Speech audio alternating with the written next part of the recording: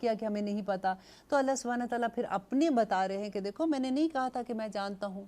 اور آپ نے سورۃ بقرہ کے آخری رکوع میں بھی یہ پڑھیں گے کہ اللہ سبحانہ تعالیٰ کہتے ہیں وَإِن تُبْدُوا مَا فِي أَنفُسِكُمْ أَوْ تُخْفُوهُ يُحَاسِبْكُم بِهِ اللَّهُ وَيَغْفِرُ لِمَن يَشَاءُ وَيُعَذِّبُ مَن يَشَاءُ وَاللَّهُ عَلَىٰ كُلِّ شَيْءٍ قَدِيرٌ۔ یہ جب آیت آئی تھی نا کہ وَإِن تُبْدُوا مَا فِي أَنفُسِكُمْ، کہ جو تم اپنے دلوں میں چھپاتے ہو، جو تم ظاہر کرتے ہو، یغفر لمن یشاء، اللہ ان کو تو یحاسبکم بہ اللہ، اللہ تعالیٰ تم سے حساب لے گا اس کے بارے میں۔ تو کہتے ہیں کہ صحابہ کانپ اٹھے تھے یہ آیت سن کے، اور انہوں نے جا کے نبی، ہم پڑھتے ہیں تو ہمیں تو سمجھ ہی نہیں آتی ہے۔ آپ نے کبھی سوچا کسی کے بارے میں کہ اس نے یہ آیت پڑھی تھی تو وہ کام کیا، وہ ڈر گیا کہ یہ کیا ہے؟ تو صحابہ بھاگے گئے نبی صلی اللہ علیہ وسلم کے پاس، انہوں نے کہا کہ اللہ سبحانہ تعالیٰ تو یہ کہہ رہے ہیں کہ جو بھی ہمارے دل میں ہوگا، ہم چھپاتے ہیں، ظاہر کرتے ہیں، تو اللہ اس کا حساب لے گا، وَيَغْفِرُ لِمَن يَشَاءُ وَيُعَذِّبُ مَن يَشَاءُ، کہ وہ جس کو چاہے گا معاف کر دے گا، جس کو چاہے گا وہ اس کو عذاب دے گا، وَاللَّهُ عَلَىٰ كُلِّ شَيْءٍ قَدِيرٌ، اللہ ہر چیز پر قادر ہے۔ تو ہمارے دل میں کئی دفعہ ایسے وسوسے آتے ہیں جس پہ ہمارا اختیار نہیں ہوتا، تو اللہ سبحانہ تعالیٰ کو ہم اس کا کیا جواب دیں گے؟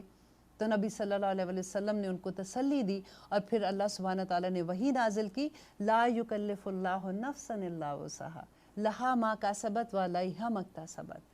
یہ دیکھیے اللہ سبحانہ تعالیٰ نے کہا کوئی نفس سے اس کی وسعت کے سے زیادہ حساب نہیں لیا جائے گا۔ اللہ سبحانہ تعالیٰ نے اگر ہمیں یہ وسعت دی ہے، فار ایگزامپل میں آپ کو دیتی ہوں کہ اگر آپ کسی کو دیکھتے ہو کہ وہ $1 ملین خرچ کر رہا ہے غریبوں پہ، تو ہمارے دل میں آتا ہے، ایک غریب بندہ ہے فار ایگزامپل، اس کے دل میں آتا ہے کہ اللہ سبحانہ تعالیٰ میرے پاس تو ہے ہی نہیں ہے، میری تو حیثیت ہی نہیں ہے، تو میں اب کیا کروں؟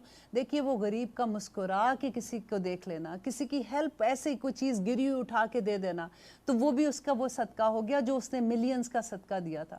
تو اللہ سبحانہ تعالیٰ وہاں پہ کہتے ہیں کہ لا یکلف اللہ نفسا الا وسعها، کہ اللہ تعالیٰ آپ کی وسعت سے بڑھ کے کوئی آپ سے حساب نہیں لے گا۔ وہ آپ کو یاد ہے نا وہ سٹوری جو میں نے بتائی تھی کہ ابراہیم علیہ السلام کو جب آگ میں پھینکا تھا نمرود نے، تو چڑیا نے کیا کہا تھا کہ دوسری چڑیا نے جب اس کا مذاق اڑایا کہ لو اب تم جا رہی ہو تو کیا اتنی سی تمہاری چونچ میں جو پانی ہے اس سے آگ بجھے گی؟ تو چڑیا نے کہا تھا کہ مجھے نہیں پتا اس سے آگ بجھے گی کہ نہیں، مجھے صرف یہ پتا ہے کہ کل کو میں اپنے رب کے سامنے جب جاؤں گی تو میں یہ کہہ سکوں گی کہ یا رب العالمین میں نے اپنی وسعت کے مطابق کوشش کی تھی۔ اب ہمیں دیکھنا ہے کہ اللہ سبحانہ تعالیٰ نے ہمیں کیا وسعتیں دی ہیں۔ دیکھیے کہ ہم اپنی آنکھ کا حق ادا کرتے ہیں کہ نہیں کرتے۔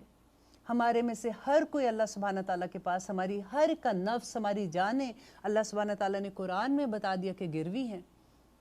ہم نے سب نے چھڑوانی ہے اپنی جانیں اللہ سبحانہ تعالیٰ کے سامنے۔ تو جب ہم اپنے اعمال پیش کریں گے تو ہمارے اعمال کیسے ہوں گے؟ ہماری آنکھ گروی ہے، ہمارے ہاتھ گروی ہیں، ہماری سانسیں گروی ہیں، ہماری زبان گروی ہے۔ اس کا حق کیسے ادا کرنا ہے؟ آپ کو پتہ ہے اس بات کا؟ ہمیں سوچنا چاہیے نا۔